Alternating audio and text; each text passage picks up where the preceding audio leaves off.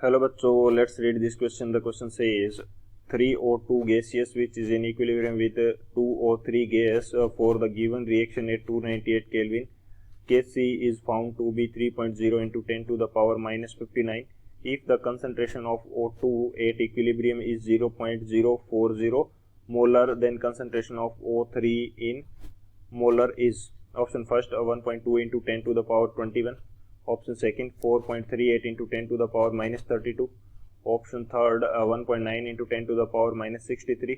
And option fourth 2.4 into 10 to the power 31. इस question के अंदर हमें एक इक्वेशन दे रखी है और कहा है कि कैसी की value 3.0 into 10 to the power minus 59 है और O2 की कंसनट्रेशन दे रखी है इक्विलिब्रियम पे. हमें O3 की जो कंसनट्रेशन है इक्विलिब्रियम कंसनट्रेशन वो हमें फाइंड आउट करनी है. तो बात करते हैं हम की कंसेप्ट की यदि बात करें इस क्वेश्चन के लिए की कंसेप्ट, तो ये हमारे पास क्या होगा. की कंसेप्ट के अंदर हम देखेंगे कि किसी भी इक्वेशन के लिए या रिएक्शन के लिए हम इक्विलिब्रियम कांस्टेंट किस प्रकार से लिखते हैं. इक्विलिब्रियम कांस्टेंट जो है और वो हम किस प्रकार से लिखेंगे और वो देखते हैं. तो यदि मेरे पास एक जनरल इक्वेशन की बात की जाए कि N1 मॉलिक्यूल्स ऑफ रिएक्टेंट ये बना रहे हैं, ये इक्विलिब्रियम में किसके साथ N2 मॉलिक्यूल्स ऑफ प्रोडक्ट के साथ. तो इसके लिए यदि मैं इक्विलिब्रियम कांस्टेंट K लिखना चाहता हूं तो वो मेरे पास क्या होगा, equilibrium concentration of product and इसके जो स्टोकियोमेट्रिक कोएफिशिएंट है वो इसकी पावर के रूप में आ जाएंगे, divided by equilibrium concentration of reactant और इसका जो स्टोकियोमेट्रिक कोएफिशिएंट है वो इसकी पावर में आ जाएगा. तो इस प्रकार से ये हमारे पास क्या लिखा जाता है, इक्विलिब्रियम कांस्टेंट लिखा जाता है. तो ये हमारे पास मेन की कंसेप्ट होगा. इस की कंसेप्ट की हेल्प से इस क्वेश्चन को सॉल्व करते हैं हम लोग. अब बात की जाए यदि सॉल्यूशन की, तो हमें जो इक्वेशन दे रखी है वो क्या है, वो है 3O2 gaseous which is in equilibrium with 2O3 gaseous. तो इसके लिए इक्विलिब्रियम कांस्टेंट की यदि बात करें तो वो किस प्रकार से लिखा जाएगा. Equilibrium concentration of O3, product क्या है O3 है और इसके स्टोकियोमेट्रिक कोएफिशिएंट जो 2 है वो इसकी पावर में आ जाएगा, divided by equilibrium concentration of O2 और इसका स्टोकियोमेट्रिक कोएफिशिएंट जो कि 3 है वो इसकी पावर में आ जाएगा. तो ये हमारे पास क्या हो जाएगा, इक्विलिब्रियम कांस्टेंट हो जाएगा.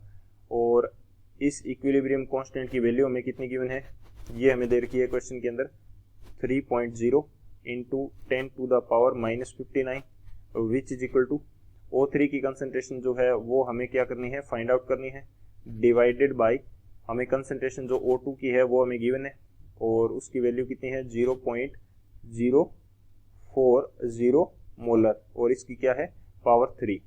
तो अब यदि हम इसको आगे सॉल्व करते हैं तो जो मेरे को क्या चाहिए, O3 की कंसंट्रेशन चाहिए.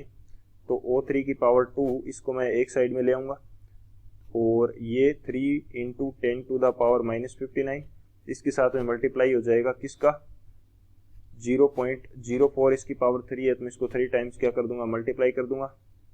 तो ये मैंने इसको कर दिया 3 टाइम्स मल्टीप्लाई.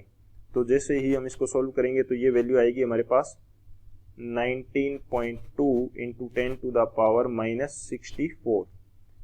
तो ये तो आ गया हमारे पास O3 और इसकी पावर 2. अब हमें चाहिए कंसंट्रेशन ऑफ O3, तो हमें इसका रूट ओवर निकालना होगा. तो रूट ओवर जैसे ही हम निकालेंगे ये हमारे पास आ जाएगा 4.38 into 10 to the power minus 32 molar. तो O3 की कंसंट्रेशन हमारे पास इक्विलिब्रियम के ऊपर कितनी आएगी, 4.38 into 10 to the power minus 32 molar. तो कौन सा ऑप्शन करेक्ट होगा, जो ऑप्शन सेकंड है हमारे पास 4.38 into 10 to the power minus 32, ये हमारा करेक्ट होगा.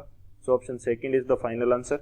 I hope you understood it well. Best of luck. Thank you.